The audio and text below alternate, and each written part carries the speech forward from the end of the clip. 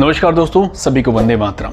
दोस्तों, हम लगातार कहते आ रहे हैं कि इंडियन एयरफोर्स में फाइटर जेट्स की भारी कमी है, क्योंकि रिसेंटली एक रिपोर्ट आया है। इस रिपोर्ट को अगर पढ़ने के बाद आप अगर एनालाइज करेंगे तो आपको भी चिंता होना लाजमी है, क्योंकि जिस हिसाब से government of India and Indian force की प्रिपरेशन चल रही है फाइटर जेट्स को लेकर, वो बहुत ही आधी और अधूरी है।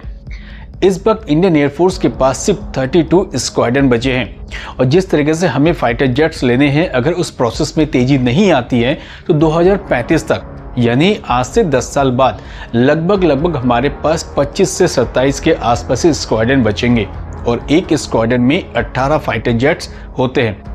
तो इस बिहाफ पे आप थोड़ा सा कल्पना कीजिए कि हमारे पास फाइटर जेट्स की कितनी कमी है, क्योंकि पहले भी कहा गया कि इंडियन एयरफोर्स को फिलहाल आज के टाइम पे, अगर मैं आज के डेट की भी बात करूं, 42 स्क्वाड्रन या उससे ज़्यादा स्क्वाड्रन इंडियन एयरफोर्स को रिक्वायरमेंट है, क्योंकि हम दो तरफ से दुश्मनों से घिरे हुए हैं। एक तरफ पाकिस्तान, दूसरी तरफ China.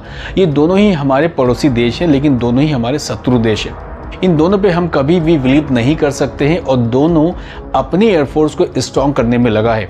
China day by day अपने फाइटर जेट्स को क्रिएट कर रहा है, 5th जनरेशन हो, 6th जनरेशन हो, अपनी फाइटर जेट्स को जितना बढ़ाना चाहता है वो बढ़ा भी रहा है और अदर्स कंट्री को सप्लाई भी करना चाह रहा है। तो दूसरी तरफ पाकिस्तान भी कभी अमेरिका से तो कभी चाइना से फाइटर जेट्स को खरीदने की कोशिश कर रहा है। इन दोनों की मंशा क्लियर है कि इंडिया को दबाना है और स्पेशली इंडियन एयरफोर्स पे प्रेशर जनरेट करना है। तो जिस हिसाब से हमारी तैयारी है, तो वो तैयारी हमारी बहुत कम है और अगर आप कुछ रिपोर्ट्स को पढ़ेंगे तो आई एम श्योर कि आप भी डिसअपॉइंटेड जरूर होंगे, क्योंकि फाइटर जेट्स की कमी होना यानी कि इंडियन एयरफोर्स में बहुत ही चिंता का एक विषय है। दोस्तों, थोड़ा आज की वीडियो में हम जानेंगे पहले तो किन फाइटर जेट्स की हमारे पास कमी है और कौन से फाइटर जेट्स बहुत जल्दी इंडियन एयरफोर्स से रिटायरमेंट होने वाले हैं, और ये भी जानेंगे कि हमारी जो तैयारी है फाइटर जेट्स को लेकर किस किस प्रोग्राम पे हम डिपेंड है, उसमें कहाँ तक हमने फिलहाल प्रोग्रेस की है। इंडियन एयरफोर्स की फिलहाल रिक्वायरमेंट है 42 स्क्वाड्रन, लेकिन इंडियन एयरफोर्स के पास 32 स्क्वाड्रन है, यानी सीधे तौर पे 10 स्क्वाड्रन मैन की सख्त रिक्वायरमेंट है। 1970 से लेकर 1990 के बीच भारत ने MiG-21, मिराज 2000, MiG-29 जैसे फाइटर जेट्स को खरीदे थे, जिन्होंने अपनी उम्र पार कर ली, यानी 50 से 55 साल इन फाइटर जेट्स को हो चुके हैं। जब ये फाइटर जेट्स को इतनी उम्र कर चुके हैं तो बहुत टाइम पे आपने देखा होगा कहीं कहीं पे इस टाइप के फाइटर जेट क्रैश भी हो जाते हैं, तो बहुत से फाइटर जेट्स को उड़ाया नहीं जाता है, यानी वो इस काबिल नहीं है। लिहाजा इनको रिटायरमेंट करना है। अगर इनको रिटायरमेंट करना है तो इनके प्लेस पे इसी के लेवल का एक हाई स्किल में लार्ज वैल्यू फाइटर जेट्स चाहिए। अब वो फाइटर जेट्स किस लेवल पे होंगे ये तो government of India he decide करेगी, लेकिन इनको भरने के लिए हमें बहुत से फाइटर जेट्स की रिक्वायरमेंट है। अगर हमने आज के डेट में या प्रेजेंट टाइम पे इनको रिटायरमेंट करने की प्रोसेस को तेजी लाते भी हैं तो 2035 तक हमारे पास सिर्फ 25 स्क्वाड्रन ही बचेंगे, यानी 25 स्क्वाड्रन से हम 2 मोर्चे पे फाइट बिल्कुल भी नहीं कर सकते। हमारी रिक्वायरमेंट 42 स्क्वाड्रन है। अब थोड़ा जानते हैं कि government of India and Indian force की रिक्वायरमेंट के हिसाब से हम फाइटर जेट्स पे कहां पर काम कर रहे हैं और उसमें कितनी तेजी की जरूरत है। दोस्तों, एक बात तो क्लियर कि भारत फाइटर जेट्स को लेकर बहुत ज़्यादा सेंसिटिव भी है, क्योंकि कई सारे प्रोग्राम ऐसे हैं जिन पर भारत वर्क भी कर रहा है। कुछ वेरियस प्रोग्राम है जिसको मैं डिस्कस करना चाहूँगा। पहला है तेजस। तेजस इंडिया का स्वदेशी फाइटर जेट्स है, जिसके इंजन भले ही अमेरिकन हो लेकिन बाकी सारे पार्ट्स वो इंडिया में बनाए गए हैं, जो बहुत ही एडवांस टेक्नोलॉजी से लैस है, जिसमें बहुत ही हाई क्वालिफाइड रडार है, इलेक्ट्रॉनिक्स, एवियोनिक्स है, बहुत सारे फीचर्स इसमें लगे हुए हैं। लेकिन प्रॉब्लम क्या है कि तेजस में लगने वाला जो इंजन है वो अमेरिका से आता है, जनरल इलेक्ट्रिक का इंजन है, जिस पर डिले हो रहा है। डिले होने के कारण जिसका सीधा असर इंडियन एयरफोर्स पे दिख रहा है। स्टार्टिंग में हमने तेजस के लिए 83 HAL को ऑर्डर दिया है, यानी हिंदुस्तान एरोनॉटिकल लिमिटेड से 83 तेजस अगर इंडिया को 2030 तक मिल भी जाता है तो लगभग 4 से 5 स्क्वाड्रन हमारे तेजस के तैयार रहेंगे। उसके बाद बात आती है तेजस मार्क 1। तेजस मार्क 1 जो तेजस का एक अपग्रेड वर्जन होगा, जो AI टेक्नोलॉजी से लेस होगा और आने वाले टाइम के जितने एडवांस फीचर्स होने चाहिए डे बाय डे, वो सारे फीचर्स तेजस मार्क 1 में होंगे।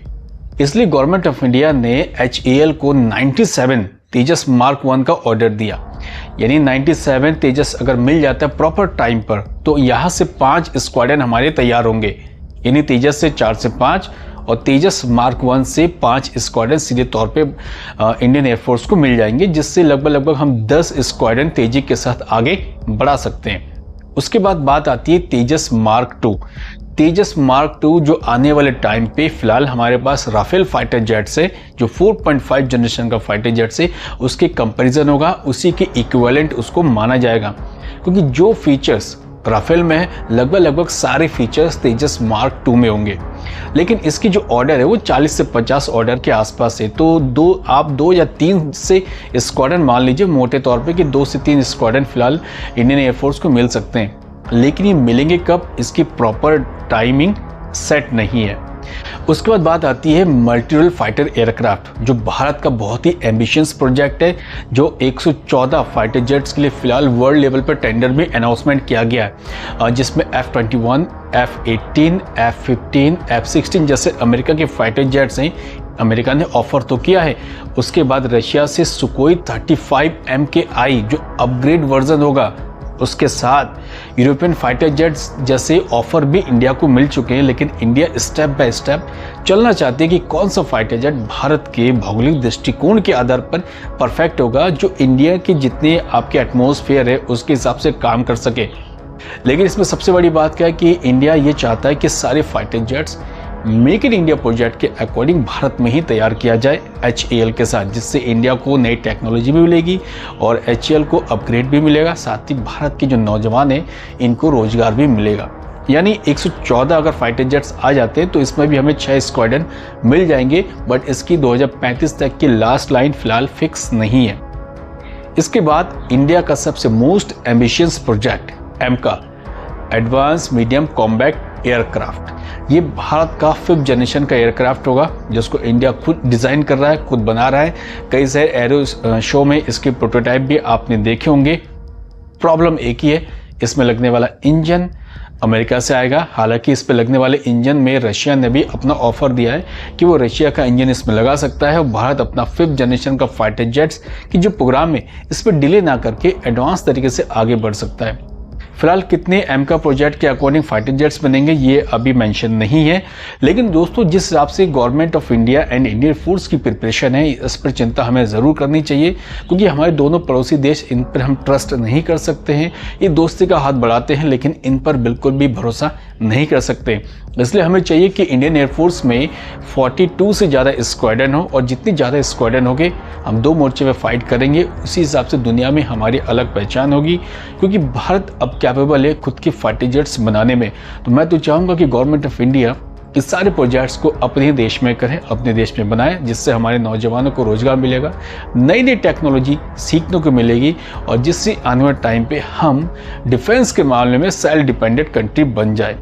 खैर दोस्तों, सारी रिपोर्ट मैंने इस वीडियो के थ्रू आपके लिए शेयर की है। अब आपका काम है, अगर आपने वीडियो वॉच कर लिया है so please like, share, comments जरूर करें। और डिफेंस रिलेटेड जो वीडियो देखना पसंद करते हैं उनके लिए ये मोस्ट इंपॉर्टेंट वीडियोज़ होंगे। आप इसको भी शेयर कर सकते हैं, और शेयर करने के बाद एक बार अपने कमेंट्स जरूर दें। अब दोस्तों, कल फिर मिलते हैं एक और नई वीडियो के साथ। थैंक यू, जय हिंद।